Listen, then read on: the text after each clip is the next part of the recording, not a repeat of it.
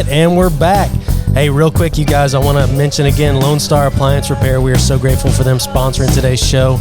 Amazing folks, amazing service. You're not going to get better service on your appliances out there anywhere in the Conroe area.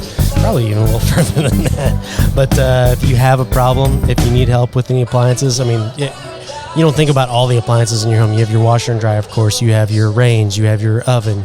You have your microwave. You have your dishwasher. All those things.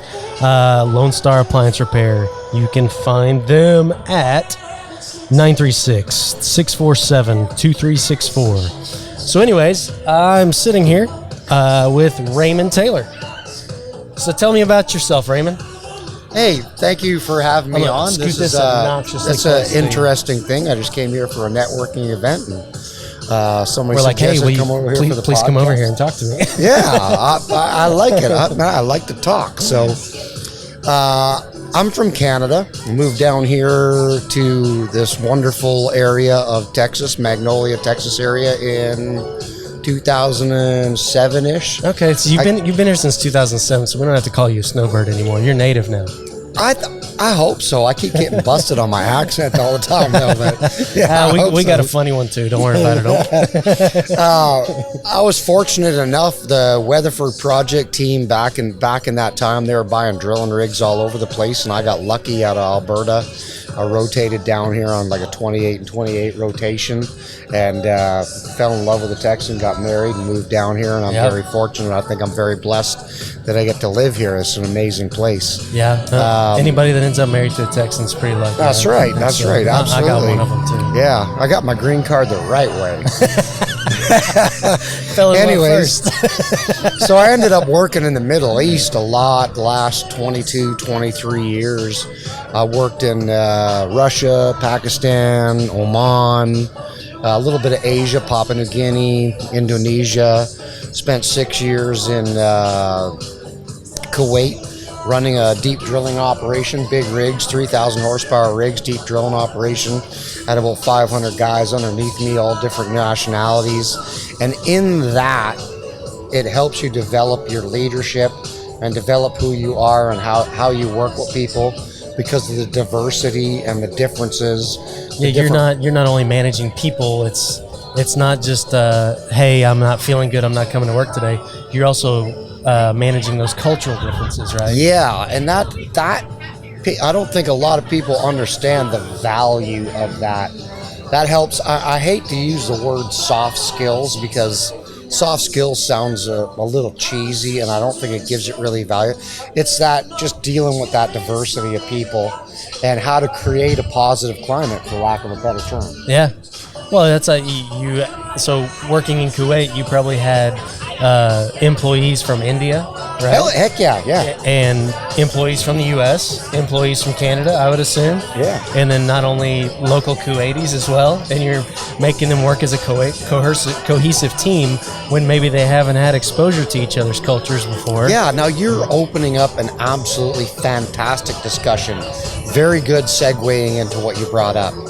One of the biggest challenges we ran into is a lot of the leadership or line leadership guys that we brought in were American, Canadian, Australian, British.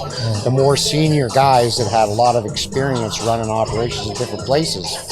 But what they lacked was working in that region with that diversity. I'm not going to hate on us Americans, but we do have a means of thinking that everyone should do things just like ourselves, right? No, but that's all fine. And what I'm so happy about you segueing into this is that was one of the biggest challenges we ran into. Is say we had this driller. He was a fantastic driller, very skilled, and we promote him to a night tool push, very skilled. Yeah. We promote him to rig manager, very skilled, because the guy's got all the right stuff.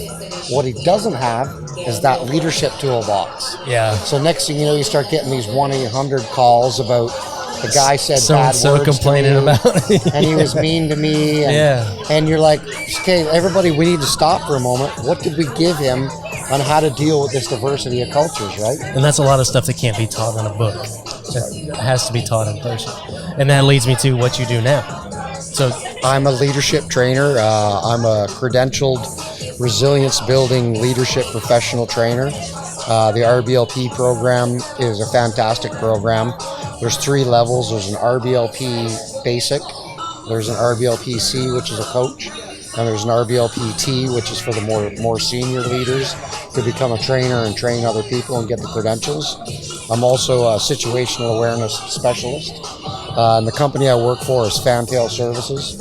And we do a lot of these keynote speeches. We go to places, we work with companies that have reached their pain point. They've got issues and people just need that extra leadership skill, which, I mean, it's not like a Tony Robbins kind of bunch of people sitting in a room and I got to tell you to watch over hot rocks. Sell me this pen. we give you real skills. Yeah. Guys on our team are psychologists that work with Special Forces Aviation and teach human behavior and decision making. John Minyard, who's our COO, he's an ex-Top Gun tactical air controller instructor. Okay. And he was the command master chief of the Pacific Fleet. All right. So these are. So he's I mean, scoot this obnoxiously close to here. So these are guys that they didn't just wake up and decide to do this. I like to say we sat in the seat. Yeah, you know a thing or two because you've done a thing or two. That's right. I like it. And so you guys can come in and I think one of the things that a lot of people talk about these days, and one of the buzzwords out there right now, if you looked on LinkedIn or any of these type of things, is it's the Great Resignation, right? Companies are facing turnover like they've never seen before. And not only is it, maybe a better job market, but also just, people are starting, through the pandemic, people had time to kind of sit and think about what they want to do with their lives.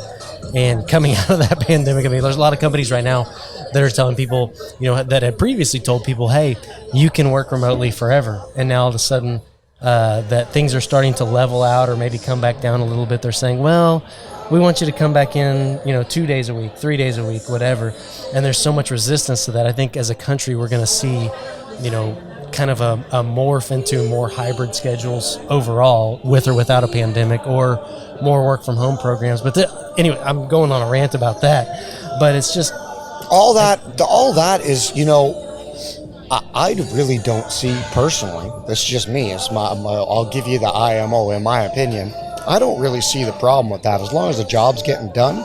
I agree. I don't really see what the big deal is. I agree 1,000%. Yeah, I struggle with that personally because sometimes I really miss the office dynamic, and then I go in and I shoot the breeze with everybody for the day, and it makes me feel good. But then I get home and I realize I didn't accomplish a dang thing today. It's like I got 75 emails I got to respond to because I was visiting with my coworkers. Honestly speaking, I mean, the last probably 3 years, I work off my phone way more than I work off my computer. Yeah, there's that too. Right? I mean, I actually have tools for my job available on my cell phone that are not available on the computer. There you go. So there you go. It's like if you need to know the inventory of a specific item that I've got, I can tell you from my cell phone. I can't tell you from my computer. That's just the way we developed that program. I mean, the whole Zoom call, Teams meeting thing, yeah, that's kind of wore itself out a little bit. You got people who just shut off their video and, they're just hanging out. Honestly, wandering around pouring a cup of coffee and stuff. I turn my camera on maybe like once a day now, and I'm on calls all day. I can't take it. So I'm a fidget master. Like I cannot sit still. So I like to have my AirPods in. I will wander around my house. I'm picking stuff up. I'll do all kinds of things. Everything besides sitting at a computer watching you. And so that's the hard part is when you have yourself on mute and then somebody says, hey, John, what do you think about that? Then I got to make a mad dash back there to unmute myself. Unmute yourself. But anyways, where you guys come in is you teach those valuable management skills. And I think, if you did an overall survey of people leaving companies, one of the main reasons is they feel like there's a lack of empathy or a lack of connection to management, right? We actually just did a keynote speech out in Oklahoma City for the Petroleum Alliance, Oklahoma City. And that was the basis of the speech, was this quiet quitting. We called it leadership now more than ever. And the problem with people just not feeling like their leaders are there for them, Yeah. You know, the biggest thing about being a leader is being there for your people. Yeah. And being there can mean a lot of different things. You know, just being available for that call, being available for that text, whatever. But a lot of leaders nowadays that call themselves leaders, they really aren't leaders. They're just like, they have a title. Yeah. And they're not there for the people. Being there is an important thing. See, I get in my own head too much with my own personal job sometimes. Like, I have a manager who lets me be incredibly autonomous, right? He knows I'm doing my job. He doesn't need to talk to me all day. He trusts me to make decisions that maybe I should talk to him about that I don't. And every once in a while I'll be like, man, I haven't talked to him in like 2 weeks. I don't know what's going on. Or maybe he's mad at me or something. And then I talk to him, and he tells me how he's been busting butt, fighting for me. And it's like, all right, we're good. I didn't, Well, I don't need that. That's leadership, and that is also leadership. Well, yeah, he's leading in the fact that he trusts me. He trusts me to be autonomous. He knows that I'm working. He sees it through our results and all those things. And we don't have to have those hand-holding sessions. I mean, the definition of leadership generally is the art of influencing human behavior to accomplish a mission in the manner desired by the leader. Yeah. So if you're nailing it, then I don't need to get in there, right? Yeah, that's true. And you hear that from a lot of people, especially young in their careers and stuff. I feel like an old couch these days, but like young in their career, they may feel like they're being micromanaged and stuff like that. And there's an element to that with like your first job out of college, sure, but after a while you become more and more autonomous. And some of those managers, like there's you have a bazillion different industries, a billion different skill sets throughout the world, obviously. But I hear so many people complaining about micromanaging, and I personally just I've never felt like I've been micromanaged in my whole career. I guess I've been fortunate in that way. Yeah, I've worked for a few like that, but you got to take a look at it for face value on what it is sometimes. Maybe exterior to them, they're also got somebody that's like really breathing down their neck. So they're just trying to make sure that they're really well read in on the subject. And that tends to be a problem. One of the things that I teach when I'm working with people is I think a good leader takes these points. What do I know? Who needs to know? And have I told them? And I think these are really important points as a leader for people to be able to filter down. Because sometimes people think, I don't have enough knowledge about what's going on. And they feel a little bit left out. And they start feeling a little bit shuttered. And it starts creating different groups amongst your team. If you can keep people read in, I mean, all of us understand that sometimes you can't tell everybody everything. Right. There's business aspects to that, right? Yeah. But as long as you keep them as well read in as possible, your teams just get more resilient. Yeah. Well, we've been through a lot of that recently. I mean, through COVID and everything, we had massive layoffs at a lot of companies, right? And there's people who needed to be aware of that and know, and then people that couldn't obviously know. And that created a lot of division and things like that. But the fact of the matter is that you can't know everything all the time. And you also can't feed the gossip mill. The gossip mill is absolutely toxic for a workplace. Like, oh, God. Yeah, exactly. I try and compare everything similar to like running your family. There's a lot of value to looking at how you operate with your family to how you operate with any team you operate with. And you're sitting around the dinner table. Are you going to tell your kids that I can't pay the mortgage this month? No, you're not. No. There's only certain things you're going to be telling them, right? I mean, not only are they not going to understand that, I mean, it's going to completely freak them out. That's right. And they're going to go to school and tell their friends, my dad can't pay the bills. And, then they're going to go home and tell their parents. And it's just, oh, geez. So there's a level of sharing information, right? So, all right. Well, hey, man, I enjoyed the heck out of visiting with you. Tell us how we can find you. Fantailservices.com. You can look us up on LinkedIn, or you can just look us up on our website. We've got a couple of side hustles with chemical products, firefighting foam. We've got a very fantastic, intelligent nanofiber spill cleanup product. Okay. Where these are like side hustles that we have. I haven't met a single person here tonight that didn't have some sort of side hustle. You got it, man. I have like 17 of them. That's my favorite thing in the world. The biggest thing I like to do is I like to help people. We call ourselves a solutions-based consultancy. So if you have an issue, I can probably help you with it. Awesome. Raymond, I appreciate it. Thank you. Enjoyed it, man. All right, and we'll be back with our next guest in just a moment. All right, and we're back. So if you're just tuning in, this is the Homeowner Show. I'm not really the host. I'm taking over today for Craig and Kevin. My name is John Havard. This is the Homeowner Show.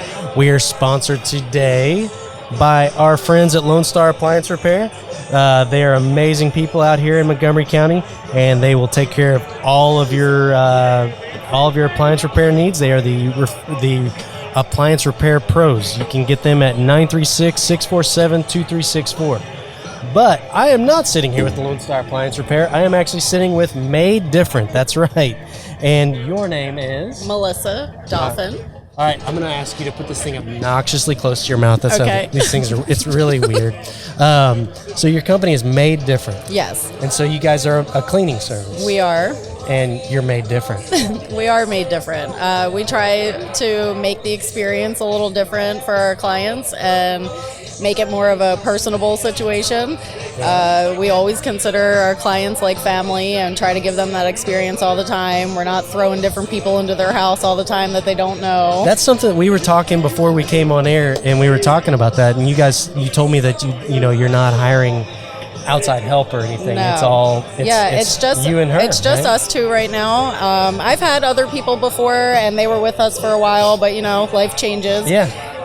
Mandy's been with me for about 2 years now, and so we're close with all of our clients, and we always try to keep it that way. And I'm very strict about anybody I hire, because if I wouldn't have them in my house, they're not going to be in yours. That's a problem that I've personally had in the past. Yeah, I've run into that a lot with when I do walkthroughs. I do a complete profile for my client, so I want to know problems they've had in the past with other clients, so I can write it down on their profile, and anybody that would come to their house knows, hey, this is what they're picky about, this is the problem they've had with previous services. Yeah. And we really just want them to be comfortable and feel like, we take the time, we get in there, we talk to our clients for a good half hour or so, and kind of, That's one of we've done some silly things before, like booked a service that we've never actually met the person. They gave us a quote over the phone. Yeah. And then they show up and see, I won't do that either. They themselves look like they haven't bathed.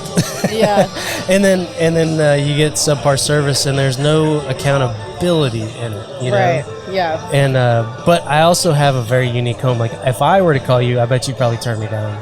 I don't think we would. I think you. I have 6 dogs. It's okay. We believe me. I have 6 dogs and a 3-year-old and a 5-year-old. We have seen it all. We've seen it all, and we're both moms and we're animal people. So we do vacuum twice a day, and it's still an issue. Yeah, it's still an issue. We know. We have plenty of clients with huge houses that have all kinds of animals, and they're always like, we're so sorry, but it's fine. We're used to it. We know how to handle it. Yeah, my wife just informed me that she wants a goat, so I think we'll be getting a goat soon as well. Oh, that's cool. But that'll be an outside animal, so you wouldn't have to deal with that. Yeah. My daughter wants a goat, and I'm like, maybe. They're actually really cool. I make an educational show for kids, and we recently filmed goat milk soap making. Oh, cool. So we went out and we milked some goats, which was I'd never milked a goat before. My show is called Cowboy Jack, so you would think Cowboy Jack had milked. He's a goat milking pro, but I'd never milked a goat. We made soap, but have you guys ever had to terminate a client? I don't know. Have we? One? I don't remember. Who was it? I don't know. I feel like maid service is such an individual and unique thing that you really have to have a relationship. You do. It is really important, and I will tell you that I prefer to have a client that we do bond with, you know, because it's hard for us to clean for somebody that is doesn't want to have that relationship with us, because we take pride in our work, and we have the happiness guarantee, and some people you just can't make happy, but we will spend all day at your house until it is done right. Yeah. So when people are not appreciative of it, it's it hurts our feelings a little bit, because we know that we're working really hard. It's also, you have to be able to talk to these people, right? Because you're in their house bond all day. Yeah, and we want people to trust us. We want it to be an equal thing. You know, it goes both ways. That's you don't want it to be you don't want people to feel like they're trapped at home because you're there. Right. They need to be able to go run their errands. Yeah, go do what you got to do. Come back. Be a human being. And that's That's how most of our clients are like that. Like I said, I've been in business for about 4 years, and Mandy's been with me for about 2. And a lot of my clients I've had for 4 years. You know, some come and go because their lifestyle changes and whatever. Right. But I don't know. I don't really have issues with people. I'm really good with, you know, talking, and I'm an out-of-towner, so I can like bond with a lot of people on different things. So you're an out-of-towner, but you've been here a minute. I've been here for about 9 years, so I have been here a minute. You told me you were leaving. But I am. But Mandy's gonna take over stuff, and I'm gonna blossom up north. That's all. That's awesome. But yeah, one of the things that I, you know, like. This is a weird segue, maybe a weird thing to talk about, but I'm just gonna throw it out there. Is that I never realized how much it takes to keep up a home, and I'm the father of 2 and the dog dad of 6, and after we had my second child, my wife she still works part time, but more like a stay-at-home mom, taking care of the house and everything. And it's more than her full-time job would be. Like it's intense. It definitely is. And she needs this help. So I finally got around to building her a new house. We're building her a new house out here. And once we get in that new house, my commitment to her is we're going to have a maid service because it's just too much to keep up. It is so much. I was a stay-at-home mom for like 7 years, and then my ex-husband and I separated, and I was a medical assistant, but it wasn't enough for me to take care of my own household. So I was like, what do I do best? I was a stay-at-home mom forever, so that's kind of how the company started. That's a special and it skill. is so hard, but it's worth it when you have the right clients. You know, like that's our satisfaction, is that they're happy and we're making their life easier, and that's why we have the happiness guarantee. And so what's involved in that is, you know, we come out, we start out with a deep clean, and then we maintain the deep clean. If you do residual services, we'll maintain the deep clean. And if there's something we miss, because we're human, you know, things happen. If you notice something, we come back, we take care of it for free. It's no problem at all. We're not insulted. It's like, oh my God, I'm so sorry. Well, that's also the thing, is that you need to have a relationship with the people that are cleaning your house, because you have to be able to not feel awkward because then if you don't tell them, like say you came to my house and you missed a toilet or something.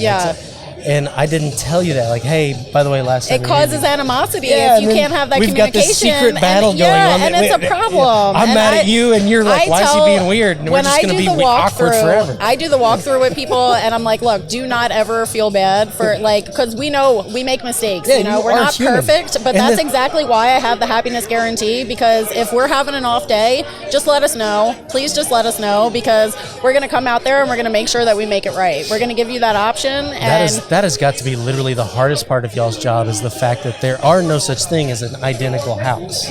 Even if you have 2 identical houses built the same, people have their junk in a different place. And everybody has a thing that bothers them more, right? So that's why I do the client profile, because every home is different, every need is different. So, you know, some people, I'm like, what is the biggest stress area of your house? Like, some people it's their kitchen, some people it's laundry, some people it's their baseboards, you know? I would say like the whole thing. And some people it's like that. but anywhere my kids go. I want to make sure that our services are geared specifically for that household. So everybody is different. That's why like pricing is different depending on your needs, and you know, but we really want to make sure that we're catering to what you need specifically for your house. And what areas do y'all cater to? Like what's your coverage? We do everything. Honestly, geographically. We do mainly Montgomery County. We're right now. Montgomery County's big. Like are you going all the way to like New Caney? Yeah, we would. I'm in Conroe, and she is in New Waverly. So we usually meet up, and most of the time we're in Montgomery. But so we do Montgomery, Conroe, Willis. We could go as far as Huntsville. We're willing. We're willing to take that extra, you know. Wherever you got to go. Wherever we got to go. That's awesome. Fine, you know. I made different. I love that name. That's just really cool. And I thought it was crafty. I think you have a really cool card. I mean, thank you. That's impressive. I love it. I love it. Thank you. Well, thank you guys for joining us here. I appreciate you taking time to tell us about your business. Thank you. Thank you for having us. How do we find you guys? That's the important part, right? You can find us on Facebook. On Facebook, okay. Yeah. I see a phone number here. You can look us up, Made Different, MAID Different. And then my phone number is 215-410-2991. She's not lying. I just read it on the card as she was saying it. It's true. All right. Well, thank you so much for being here. I appreciate it. Thank you. I hope you get some new clients out of this. If you want absolute impeccable, clean service that you don't have to be afraid to tell the lady, hey, you missed something, this is your gal. Yeah, I'm it. We're it. All right. Thanks a lot. Thank you. We'll be back in just a minute. All right, and we're back. I got my next victim with me here. If you're just tuning in, this is the Homeowner Show. We are live from, where are we? I forgot. Moonshine Deck. Moonshine Deck, in Montgomery, Texas. That's right. Or Magnolia. I think technically they say this is Magnolia, but I feel like it's a weird line they got through here between Magnolia and Montgomery. I feel like this is Magnolia. I mean, I feel like this is Montgomery, not Magnolia. Right. I feel like Magnolia's that one of these ways. Right, yeah. They kind of smashed it. It's almost like you got Conroe, Montgomery, and Magnolia all hitting the same location. Tomball tries to sneak its way in. Get that one out of here. Right. So, anyways, I'm here with Robert. Tell us about yourself. Yes, my name is Robert Bealey. I'm with RWB Electrical. We do residential and commercial service work. Basically, any kind of repairs you need for literally anything. Lighting, adding plugs, troubleshooting something that doesn't work. We also do like generators, standby generators, like portable generators, or even whole home generators. We deal with Generac. We provide the whole system turnkey. We also deal with permitting if needed. If you're in the city limits, and obviously the county doesn't require permits, so we can handle almost anything you need electrically. That standby generator business is probably just about to start picking up, huh? Yes, usually hurricane season it gets real popular. Yes. I know. I've lived in the same house for 14 years, and every year I'm like, all right, we're getting a generator. We never do it. Right. But one of these years we will. Well, it's the thing is you don't realize you need one until you need one. You know, it's like it's the back of your mind. Yeah. Man, I mean, we've actually been fortunate through hurricanes. When we needed it was the deep freeze. That was a bad one for us. 2 years ago? Yes. Man. I had like a 7-month-old daughter at the time, and my son was probably 3 at the time. And we lost power for 6 days, I think. And wow! It got pretty cold. It wasn't a lot of fun with an infant being that cold. Right. Well, being a power out, like if you got a gas home, it's not so bad. It's easy to get your heater to work and just a little bit of power to start your igniter for your furnace. Yeah. But they were doing rolling blackouts on gas. That was the problem, man. Yes. Every time we would get going, it would cut off.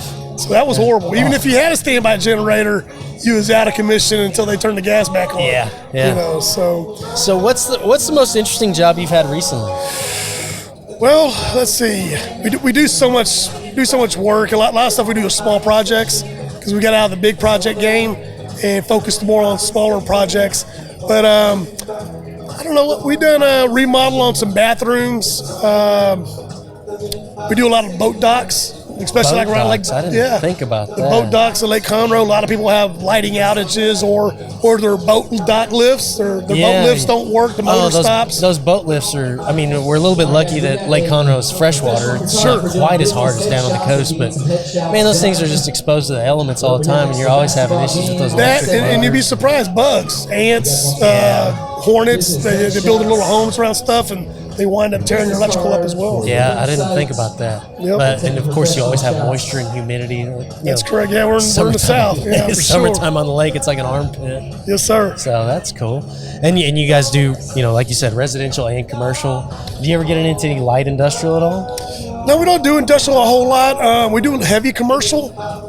Usually, if you start getting, well, it all depends. We deal with some industrial companies if it's not actually in a plant. Yeah. Plant requires some heavy-duty insurance. Yeah, you have to have crazy umbrella insurance. Yeah, and like then 5 or 10 million. Safety classes to get in there and all that stuff. So it's pretty pricey to get in there, and it's only worth it if you get a lot of work. Yeah. In order to cover that expense. Yeah. Sure. That's historically we haven't had a ton of plants around here, but actually, I just read the other day they announced a huge expansion up in Conroe. Oh, really?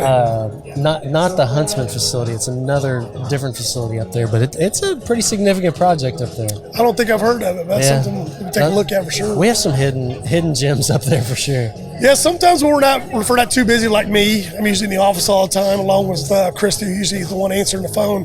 I'll wander around. I'll start driving around and checking like industrial type or commercial type facilities, because those are the kind of things we like, because usually there are a lot of warehouse or manufacturing, they use a lot of product and stuff gets damaged, lighting, switches, plugs, or you're going to use them, nonstop all day long every day. So the repeat business on those are great.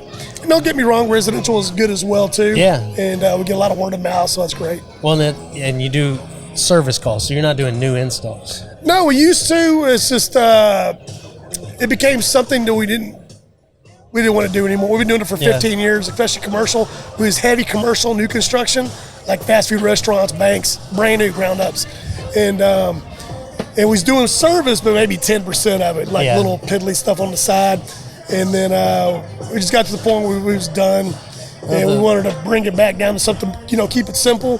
So we kind of downsized and attacked at that, and honestly, we like it a lot better. And we get a lot of positive feedback from our customers. Commercial, they don't care about you, do your job. Yeah. Residential people, I love you, and my guys like it a lot better to get attaboys. Well, and then they're telling their 10 friends and raving fans about you. That's one thing about the capital side of things. Like when you're doing those new builds, new constructions, like you said, fast food restaurants and everything like that. Those companies, those big companies like that, literally have a capital expenditures team watching every penny of that. You got a deadline, and it has to be met regardless. Right, and there's punitive damages if you don't. And That's exactly right. And then also you're holding, maybe you have 90-day payment terms or something like that, and you're having to pay your guys out of pocket every Friday. and that's correct. So that's why, like those jobs like that, you need multiple of them. So we used to have 3 or 4 restaurants going at a time, and possibly a bank. So you're kind of robbing Peter to pay you. The money from this job is paying for this job. Yeah, exactly. But then you got a problem over here, but you've already paid these folks, and now you're cash poor for the next 2 months, 3 months. And then that's where service work comes in handy. Yeah. Because you get paid now. So we'd have that over here, and that would help.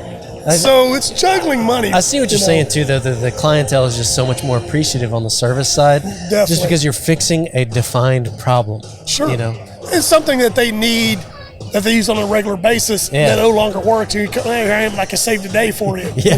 Well, you find somebody who can't get their car out of the garage because the garage door opener isn't working, or half of their house is dark, or half of their business is dark, something like that. And there's a lot of instances that customers don't know what the problem is, and they're thinking it's like, I would get a lot of calls. Hey, half my house isn't working, or I was like, well, usually if half your house isn't working, maybe you lost the leg coming to your house. Try something that works on 240. Does your AC work? Yeah, try your dryer. Does your electric stove come on, or your dryer? If it doesn't, you probably lost the leg. Yeah. I'm going to save you some money. Instead of me coming out there and charging you for a service charge, call the power company. They'll come out for free, like at CenterPoint or Entergy or Mid-South, whoever you're going to use. They'll come out for free, check your stuff, boom. Didn't cost you anything. That power company, has a transformer issue, the fuses to be replaced, they hit it, boom, you're back in business, and it didn't cost you a dime. Yeah, some electrical companies don't do that. Oh, yeah, we'll send somebody over there knowing probably, Not to mention they have 30-year-old underground service or something like that. and that happens also. Sometimes your underground feeders are bad. Oh, man, I live down in Spring, and we have like a hybrid system. It's maybe half underground, half above. Sure. And we've had more problem with the underground portion than we have the overhead. It really all depends. It was an early adoption. Sure. Of course, it's aluminum conductors. You find a lot of aluminum conductor in utility. That's just the way it is. I don't think it has anything to do with that. I think it's just the quality of the materials used and the labor that was done when the developer originally did my neighborhood. Is that, man, it's not even, we don't have wind issues. We have rain issues. Right, definitely. Moisture and all those, the concrete pads they put in 20 years ago to set the transformers are, leaning this way, and half of them are underwater, and stuff like that. So, and aluminum is still the standard for underground. A lot of people, aluminum got a bad rap back in the day because that was because of trailer homes. That wasn't even accurate. Of course, you don't want aluminum necessarily in your walls, and we still don't do that today. No, but there are ways to address it if you do. Like you guys probably come in and put pigtails and all that. It all depends how bad. There's a lot of factors involved in that one. You have to really take a look at it. It's kind of hit and miss. Because it can be too bad. Or you might have to rewire your whole house. That's a possibility. There's dealing with aluminum. There's so many factors involved in it. You got to see what kind of situation you're having to see where you fit in at. Yeah. Well, being in real estate in Conroe, man, I've encountered a lot of unique situations with electrical. There was a home I was selling in what's the? It's not River Plantation, but it's north and it's to the west side of 45. There's a golf course over there, and I cannot think of the name of it. Anyways, doesn't matter. Sure. There was an industrial fuse box on the house. Oh, wow. So instead of having like a main breaker disconnect or anything, it had an industrial open fuse. Like you needed to have like an insulated glove to throw this fuse. And it was just like the I can't say I've seen that one before. I've seen a lot of stuff, but I don't know if I've seen that before. we had city inspectors, we had home inspectors, we had everybody come out, and they were like, yeah, we're not touching this. And we ended up having to walk away. Right. Somebody ended up buying the house, but it was just great. And I'm sure you find stuff like that all the time. Definitely. I mean, there's certain things that we have to, like some people, and this is generally, if you're within city limits, is where a lot of this takes effect, is you go and, like, say the breaker box needs to replace. If it's not an outside disconnect, it's required by code. If I got to change the panel, if it's outside or inside, it doesn't matter. Well, if the panel's outside, it's not a big deal. He's got an outside main breaker, but the inside panel, then you got to have a disconnect outside. That's my current code. And it has to be done or something I have to, because if this requires inspections, I can't pass the inspection to get your power turned back on. Right. And then here we are stuck with a problem. Yeah. And the customer's like, well, all I need is my panel replaced. Yes, I understand that is true. But we can't do that without doing this. Yeah, by current code, I have to add this, or the city's not going to pass the inspection. I can't get your power turned back on. Yeah, and what a lot of people don't realize is that those codes can be annoying and they are irritating at times, and they end up costing you a lot of money sometimes. But they also pay for the peace of mind. That is true. It's a big safety and also factor too, and if you're going to sell, that's one. Yeah, you box have you can check have off. to be up to code. Yeah, because exactly. No matter what the inspector says, and even if they say, we're not going to ask for any repairs or anything, when a safety issue comes up, that ask changes. That's exactly right. And I think those inspectors love doing what they do, because their list is long when they go through a house. Like, I love the inspectors that come back and say the breaker box isn't labeled. And I'm like, look, man, it's a 40-year-old house. Nobody ever cared to label it.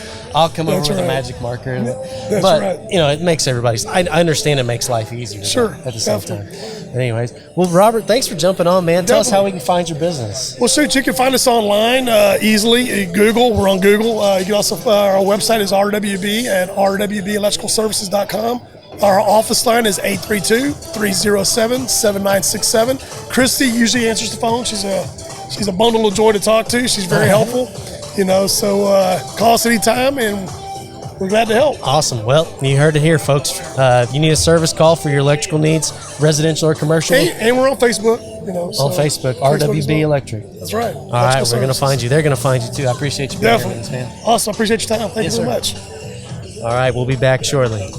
All right, guys. Hey, I appreciate you tuning in tonight to the Homeowner Show with your surprise guest host, John Havard, a.k.a. Cowboy Jack. I had a great time taking over Kevin and Craig's show tonight, so I'm glad you stuck around and listen with us. We've had a great time here with the net. They just did the Lutron giveaway. I called the name. We had a great time visiting with you folks, so tune in to the next episode. I'll see you guys later. Thanks.